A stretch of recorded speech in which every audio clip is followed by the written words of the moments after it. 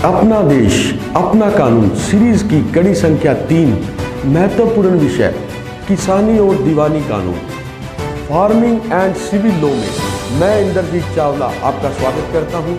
महत्वपूर्ण विषय किसानी और दीवानी कानून पर हमसे चर्चा करेंगे श्री दिलीप जाखड़, जो कि भारतीय पुलिस सेवा के पूर्व अधिकारी हैं।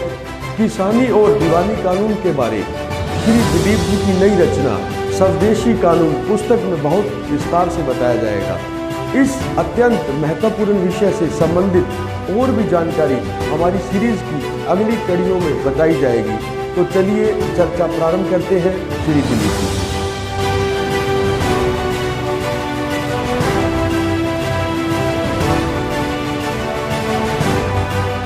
हमारे देश में एक कहावत लंबे समय से चली आ रही है, कोई नरप होए हमें क्या हानि। आम आदमी ये मानकर चलता है कि कोई राजा हो, कोई कानून हो, जैसा भी हो, हमें इससे कोई हानि लाभ नहीं है। ये सामंती शासन की कहावत है और उस राज में ये बात सही थी कि आम जनता का कोई शासन के चुनाव में रोल नहीं होता था। सामंत आपस में लड़ते थे, चाहे अलग अलग धर्मों के हो या अलग जातियों के या अलग ग्रुपों के हो। जनता का इसमें कोई योगदान नहीं होता था। जीतने वाला राजा हारने वाले राजा को और उसके परिवार को बड़ी बेरहमी से दुर्व्यवहार करता था। औरतों को गुलाम बना लिया जाता था और कई बार तो हारे हुए राजा की जिंदा खाल उतारने जैसे अत्याचारपूर्ण कार्य किए जाते थे। लेकिन सौभाग्य से डेमोक्रेसी में जनता पर यह जिम्मेदारी आ गई है कि वो अपनी मर्जी से, अपनी हिकमत अमली से अच्छे शासक का चुनाव करें और इसमें उम्मीदवारों को आपस में लड़ाई लड़ने की कोई जरूरत भी नहीं है, क्योंकि उनके गुण दोषों की चुनाव खुद जनता करती है। ठीक ऐसी ही बात हमें कानूनों की,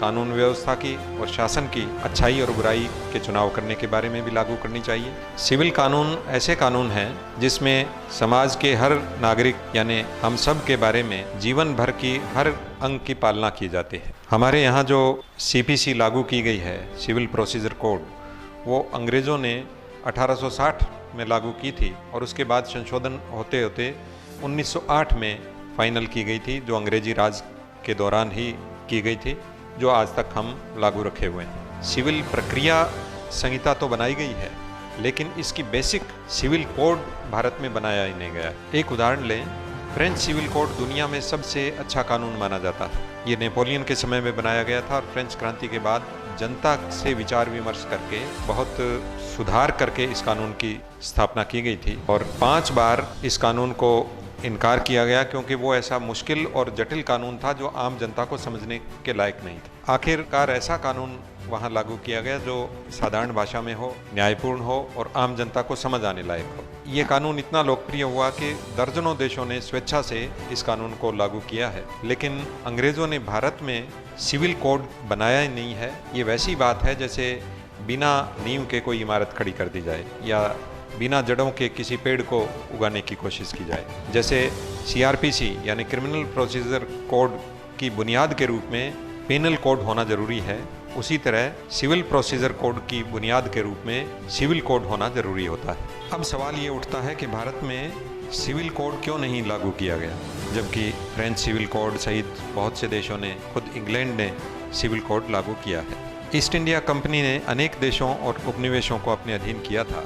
इस कंपनी के समापन के बाद अंग्रेजी राज के अधीन 101 देश और उपनिवेश उनके गुलाम थे, जिनमें भारत भी एक था। इन गुलाम देशों में और उपनिवेशों में बड़े पैमाने पर लैंड लूट की जाती थी, यानी ज़मीन कब्जाई जाती थी, जिसमें जंगलात की ज़मीन, आदिवासियों की ज़मीन, खेती की और यहाँ तक कि रियासतों की ज़मीन भी कंपनी के द्वारा और बाद में अंग्रेजी राज के द्वारा कब्जाई गई थी। इसको अंग्रेजी कानून में यानी खुद इंग्लैंड में थेफ्ट एक्ट के तहत क्रिमिनल लॉ माना गया था, जबकि भारत में इसको सिविल डिस्प्यूट यानी सिविल विवाद मान लिया गया। और सिविल कानून ऐसा रचा गया जिसमें सुलझाने की बजाय उलझाने के चोरगलियाँ ज़्यादा है और जो पीड़ित आदमी है, चाहे वो किसान हो, चाहे आदिवासी हो, चाहे नीलकोठी का व्यापारी हो, किसी रियासत का राजा या रानी या नवाब ही क्यों ना हो, वो पीढ़ियों तक कोशिश करते रहे थे और उसका फाइनल डिसीजन इंग्लैंड में प्रिवी काउंसिल में होता था, जो कि खुद इंग्लैंड के ही जज और वकील होते थे, जहां सारा माहौल गुलाम देशों के लोगों के विपरीत होता था। इस तरीके से जानबूझकर बागान, नील के खेत, अफीम खेती और इस तरह के व्यापार को सिविल कानूनों की आड़ में उलझाया गया इसकी वजह से अनेक विद्रोह हुए और इस गैरकानूनी व्यवस्था को कानून का शासन यानी रूल ऑफ लॉ का नाम देके लागू किया गया, जिसके अवशेष आज तक लागू है। सीपीसी की धारा 60 एक ऐसा उदाहरण है जिसकी अनेक विद्वान लोगों ने निंदा की है। सर छोटू राम जैसे अनेक लोग हैं जिन्होंने इस धारा में किसान की परिभाषा पर ऐतराज किया है। सीपीसी में उस व्यक्ति को किसान माना गया है जो या तो खुद या अपने परिवार के सदस्यों या मजदूर के जरिए खेती करता हो। इसमें सीरी यानी शेयर क्रॉपर के जरिए खेती कराने वाले को किसान नहीं माना गया है। आजकल हम देखते हैं कि सैकड़ों हजारों की तादाद में हर साल किसान आत्महत्याएं करते हैं, जिनके बहुत से कारण हैं, जिनमें एक कारण इस तरह के गलत कानून भी है। जो किसान आत्महत्या कर लेता है या उसकी डेथ हो जाती है, उसकी पत्नी को इस धारा के तहत किसान का दर्जा नहीं मिलता, इसलिए किसान के रूप में जो लाभ उसे मिलना चाहिए था वो नहीं उठा सकते। इस तरह के जो कानून बनाए थे उसके पीछे ईस्ट इंडिया कंपनी के अधिकारी और मुलाजिम तो थे ही, उसके बाद के भी जो आजकल जिस कानूनों पर बड़ी चर्चा है, खेती के संबंध में 3 अध्यादेश लाए गए हैं जिनके बारे में किसान और व्यापारी बहुत आंदोलन कर रहे हैं, उनके पीछे इसी तरह की उपनिवेशी विरासत काम कर रही है। जिस तरीके से उपनिवेशी शोषण किया जा रहा था उसी तर्ज पर यह सिविल कानून आज भी लागू है। इसी कानून के सहायक कानूनों के रूप में ये अध्यादेश जारी किए गए। दिलीप जी से चर्चा जारी है। इस बीच हमारे साथ जुड़े हैं श्री नथुराम वर्मा जी, जो कि पूर्व प्रशासनिक अधिकारी हैं, साथ ही revenue board of tax board के मेंबर रहे हैं। स्वदेशी कानून के बारे में उनकी राय सुनते हैं।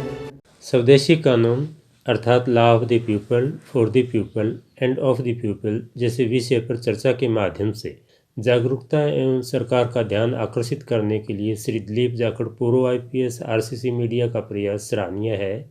मैंने इस विषय पर 2 एपिसोड देखे हैं। श्री दिलीप जाखड़ प्रारंभ से ही होनहार, विवेकशील व इनोवेटिव हैं, जिनके स्वदेशी कानून की धारणा को सुनकर मुझे बहुत अच्छा लगा है। आज़ादी के बाद हमने ब्रिटिश सरकार के समय जारी कानूनों को ही लागू किया व उसी न्यायिक प्रणाली को अपनाया, जैसे civil procedure code 1908, land acquisition act 1894। Civil वैक्रेसी से संबंधित कानून भी ब्रिटिश व्यवस्था पर ही आधारित हैं, जो हमने बाद में लागू किए हैं। मैंने राजस्थान प्रशासनिक सेवा में विभिन्न पदों पर कार्यरत रहने के दौरान यह पाया कि सिविल व रेवेन्यू कानून के अंतर्गत संपत्ति विवाद को अधीनस्थ एवं अपीलीय न्यायालयों से अंतिम रूप से निर्णीत होने पर वर्षों लग जाते हैं। जिस व्यक्ति के लिए कानून बना है उसको वह कानून समझ में ही नहीं आ सकता। जिन इकाइयों पर कानून लागू करने एवं न्याय करने की जिम्मेदारी है, उनमें बहुत सुधार की आवश्यकता बनी रहती है। एक आम आदमी हाई कोर्ट या सुप्रीम कोर्ट जाने की कल्पना भी नहीं कर सकता। परिणाम स्वरूप न्याय मिलने में देरी होती है, समाज में असंतोष पनपता है, जिससे भविष्य में कानून व्यवस्था की स्थिति पैदा होती है। हमने लैंड एक्विजिशन 1894 जो कि अंग्रेजों द्वारा बनाया गया था को यथावत लागू किया, परंतु न तो इससे हमें समय पर भूमि एक्वायर करने में मदद मिली व न ही भूमि मालिक को कभी पूरा मुआवजा मिल पाता है। तो ऐसे कानून की प्रासंगिकता ही क्या है? सीपीसी 1908 मुकदमों को लंबा खींचता है, निस्तारण में मदद नहीं मिलती। संपत्ति विवादों को हम स्थानीय स्तर पर पुरानी परंपरा व स्वदेशी पद्धति पर प्रभावी ढंग से निस्तारित कर सकते हैं। भविष्य में जब न्यायिक प्रणाली का इतिहास लिखा जाएगा तो यह कहा जाएगा कि उस समय बहुत सारे कानून थे, बड़ी बड़ी किताबें थी, बड़े बड़े कोर्ट और बहुत लोग कानून से संबंधित काम करते थे, परंतु फिर भी न्याय किसी को नहीं मिलता था। ऐसी स्थिति में हमें ऐसे कानूनों की जरूरत है जो लोगों की आवश्यकता के अनुरूप हो, जिन्हें लोग चाहते हों और लोग समझ सकें और लोगों को न्याय मिल सके, अर्थात law of the people, law for the people and law by the people. Shri Dilip Jakhar व आरसीसी मीडिया का यह प्रयास निश्चित रूप से सफल होगा, यह मैं कामना करता हूँ। धन्यवाद नथुराम वर्मा जी का, जिन्होंने अपने विचार हमसे साझा किए। तो इसी कड़ी को आगे जारी रखते हुए चर्चा पुनः आरंभ करते हैं। एक मुद्दा मैं ये उठाना चाहूँगा कि इस सिविल कानून में संपत्ति के बंटवारे के प्रावधान हैं। किसी व्यक्ति के घर का बंटवारा उसके बेटे बेटियों के बीच में हो, या ज़मीन का हो, या दुकान या मकान या फैक्ट्री, किसी भी संपत्ति का बंटवारा हो, तो वो कानून इस तरीके से उलझाया गया है। इसके बारे में हमने एक संस्था बना रखी है, society of law of land. उसमें राजस्व के अनेक अधिकारियों ने इस बारे में विस्तार से चर्चा की है और इस तरह की राय व्यक्त की है कि ये कानून सुलझाने की बजाय उलझाने में ज़्यादा रुचि रखते हैं। इसमें ऐसे प्रावधान है जिसमें संपत्ति के बंटवारे के सवाल पीढ़ियों तक नहीं सुलझता है। कई बार देखा जाता है कि जो संपत्ति किसी दूसरे को बेच दी गई, उस पर कोई निर्माण या फैक्ट्री या कोई खेती शुरू कर दी गई है, लेकिन पिछली बेचने वाली पार्टी के जो हिस्सेदार हैं उनमें बंटवारा नहीं होने की वजह से वो सारा काम रुक जाता है और सालों तक वो योजना खटाई में पड़ी रहती है।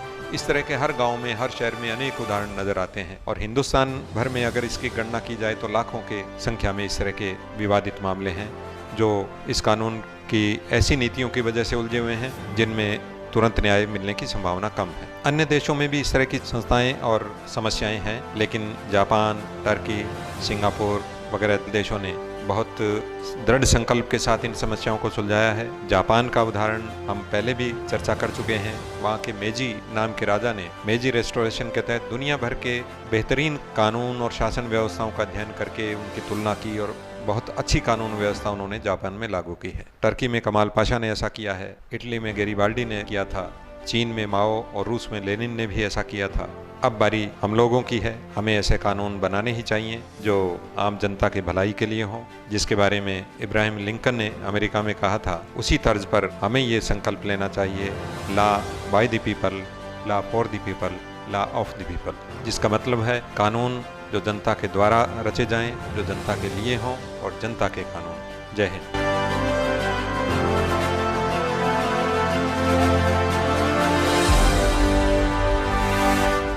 शुक्रिया दिलीप जी का, जिन्होंने अपनी मुहिम के बारे में हमसे विचार साझा किए। खुद के बारे में ना किसी पीर से पूछो, ना किसी फ़कीर से पूछो, बस कुछ देर आंखें बंद कर अपने ज़मीर से पूछो। जर्रे जर्रे पर खुदा की निगाहें करम है, ना तुम पर ज़्यादा है ना हम पर कम है। तो देखना ना भूलें किसानी और दीवानी कानून, फार्मिंग एंड सिविल लॉ। तो जल्दी चैनल सब्सक्राइब करें और साथ ही बेल आइकन दबाएं ताकि आपको नई नई अपडेट्स मिलती रहें।